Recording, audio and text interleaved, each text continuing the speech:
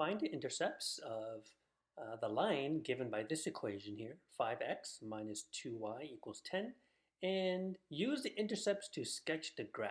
Okay, so we know that at the x-intercept, right, at the x-intercept, the y value or the y coordinate is equal to 0.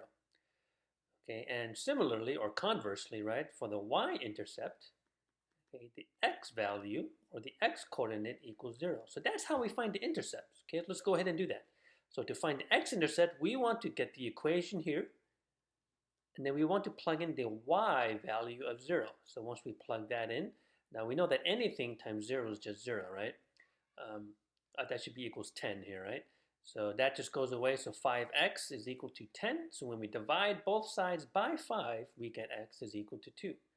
Now remember, every solution is an ordered pair, right? So what is this ordered pair? Remember, when we plugged in the y equals 0, we got x equals 2. So this should be the point 2 comma 0. To find the y-intercept, we set x equal to 0. So this is the equation here, right?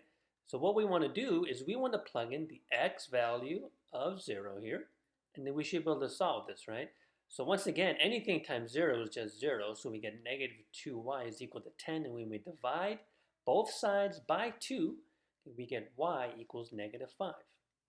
Remember, what is this ordered pair though? Remember, we plugged in the x equals 0, and the corresponding value we got was y equals negative 5. So this is the point 0 comma negative 5.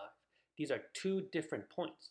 Okay, now if you think about it, right, we should be able to plot these 2 points, connect those points, and draw the line, right? The line that is represented by this particular equation. Okay, so let's draw a couple hash marks here. We don't need to draw too many, all right? But let's go ahead and plot these points. What is the coordinate of this point? X is 2, y is 0, so we want to go 2 units to the right, and we're actually going to stay there, right?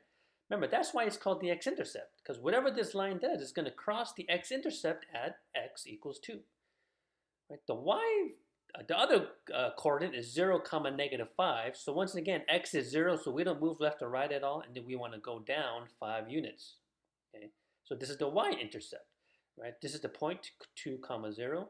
This is going to be the point 0 comma negative 5. And you can see that once we connect these two dots, right, the line that we made, right, this is the line that represents this particular linear equation.